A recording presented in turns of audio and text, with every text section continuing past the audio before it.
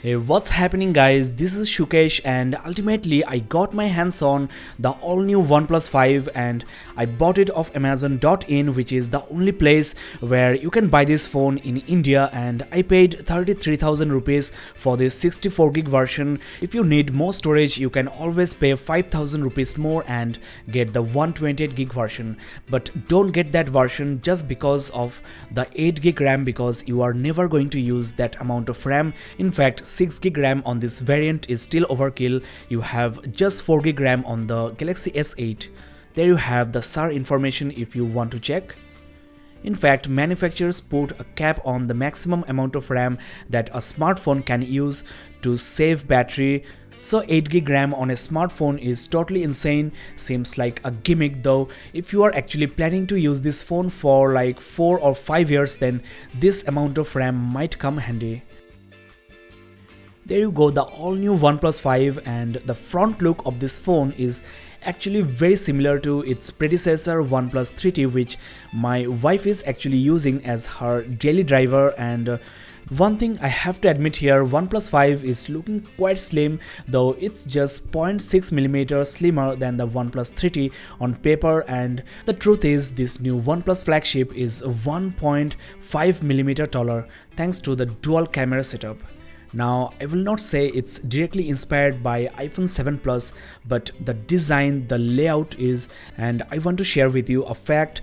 Unlike iPhone 7 Plus, it's actually 1.6x optical zoom with the appearance of 2x magnification created by digital methods described by OnePlus as smart capture multi-frame technology. So OnePlus is claiming 2x lossless zoom, not optical. Let's quickly go through the accessories before I share with you more facts about this new OnePlus 5. There you have the SIM ejector pin. OnePlus 5 features dual nano SIM card slots and there is no SD card slot. The dash charger is huge, it's much bigger than the one you got with your OnePlus 3T. I personally like this quick charger so much. OnePlus claims this new charger is 20% more efficient than the previous one, and as you know, the battery of this new OnePlus 5 is actually smaller than the OnePlus 3T. It's just 3300 mAh, so despite having the same output rating of 5V 4A, the charging speed will be faster. OnePlus claims you will get half day of battery backup just with 30 minutes of charge. The USB Type-C data cable remains the same. I'm not quite sure, but I think it's still USB 2.0. As you know, Galaxy S8 supports USB 3.0 connector. As you can see, you get a screen guard pre-installed. It feels amazing to peel off this plastic. It's a metal unibody device of course, and the finish of the back cover is slightly different from the 3T. It's less matte finished, or it's more shiny, I will say. In fact, it attracts some fingerprints like the OnePlus 3T. Thanks to the curvature at the edges, OnePlus 5 feels very slim. It's actually 7.25mm and the weight is 153 gram, much lighter than iPhone 7 Plus. You also get the profile switch like iPhones, and it's a lifesaver for me sometimes. Everything else is just as it is, there is no change except for the main camera at the back. If you go for the 128 gig version of OnePlus 5, then you will get the midnight color variant, which is more black than this slate grey here. The front cameras remain the same, and the ceramic fingerprint sensor won't take more than 0.2 seconds to unlock. The sensor on the OnePlus 3T is, I think, the fastest. I haven't seen a single device that is as fast as OnePlus flagships, and if this OnePlus 5 is faster, then that will be amazing. There you go, the device is ready, and the first thing I want to check is the Oxygen OS version. Of course, the Android version is 7.1.1 just like the OnePlus 3T, but you will get the latest Oxygen OS version on the OnePlus 5. Though currently it's 4.5.0, you will get the update for 4.5.1 once you connect your phone to the internet. Now, I don't know whether you can see or not, but there is slight blue tint on the OnePlus 5 and the screen of OnePlus 3T is more warm. There is actually an ambient sensor which is new on the OnePlus 5, which scans the surrounding and sets the best display tone for your eyes. Now, OnePlus devices are touted as flagship killers, but still we have a 1080p display.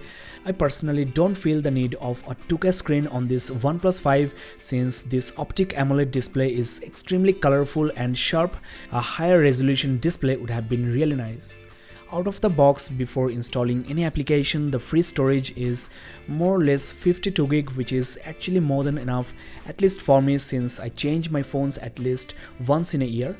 The free RAM is 4.1 gig, which is again overkill as I mentioned before. As usual, you have the raw version of Android Nougat with some added features like you can switch the buttons. You can basically program the long press and double press of the home key, the recents button and the back button. Stay tuned for my tips and tricks videos. The link will be added in the description below. In addition to all of this, OnePlus also added some extra features like reading mode, secure mode, expanded screenshot, and also gaming do not disturb app priority, that is, your frequently used applications will be up and ready to use when you switch on the device. I will demonstrate all these amazing features on my tips and tricks videos, so keep in touch with Gadgets Portal. The fingerprint sensor seems super fast. It feels like it's almost instantaneous. Let's actually compare it with OnePlus 3T, which is already very fast. Well, OnePlus 5 is actually faster than OnePlus 3T. So kudos to OnePlus for making this sensor even better. Let's now quickly talk about the cameras. The main camera is of 16 megapixel with f1.7 aperture, much improvement over f2.0 on the OnePlus 3T, 34% more light. The telephoto lens is of 20 megapixel with f2.6. The face detection autofocus is 40% faster than its predecessor, and you still don't have optical image stabilization on OnePlus 5. It's EIS both on the front and the back cameras. You can record raw images with the OnePlus 5, so that's really nice. Now, OnePlus 5 is the first smartphone with 10nm processor, and the clock speed of the Snapdragon 835 processor is actually faster than the best smartphone in the world right now, that is Galaxy S8. Just think about this, you have the mediocre 1080p display and the best processor, so the speed, the graphics performance on this OnePlus 5 will be the best it can be. The most graphics intensive games on the Play Store will feel buttery smooth on this OnePlus 5. These are the sensors. The benchmark score on this OnePlus 5 is 1,81,020, and if you compare it with OnePlus 3T, it's actually much better. Now, you might have heard about OnePlus cheating on benchmark scores. Well, OnePlus 5 is already a great device. You really don't need to look at numbers for that.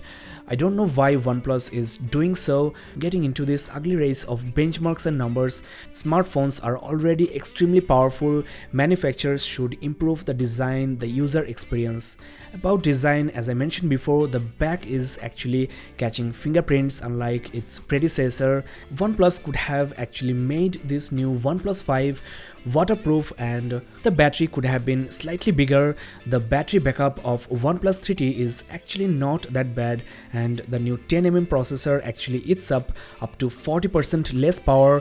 The RAM is also 20% more efficient. In this context, I also want to add the storage is UFS 2.1, which is 50% faster. Since OnePlus is still a small company, they don't have the resources to feature an edge-to-edge screen of LG G6 and Galaxy S8. Though OnePlus 5 is an Android device, it comes very close to iPhone 7 Plus in terms of dual camera design, the display size, the display resolution, lack of SD card slot, profile switch. It's like an iPhone for Android at half the price. Now, if you ask me, should you really buy this phone? Well, it's priced at just 33,000 rupees, that is almost half of Galaxy S8 Plus. iPhone 7 Plus 128GB is still 60,000 plus, so if your budget is in between 30 and 35,000 rupees, or if you simply don't want to spend so much on a stupid smartphone, save the money for something else, then you cannot really go wrong with this OnePlus 5. you are not compromising that much but paying almost half the amount. As a OnePlus 3T user, I don't feel the need of upgrading since OnePlus 3T is still a great device, and except for the dual cameras at the back, I really don't feel any significant difference in between OnePlus 3T and OnePlus 5. Well, that's all in this unboxing and hands-on. I hope that you have found this video very informative and also enjoyable to watch. On my next upload, I will share with you my user experience, so don't forget to subscribe. Keep in touch with Gadgets Portal. This is Shukesh Banik signing off. Have a nice day.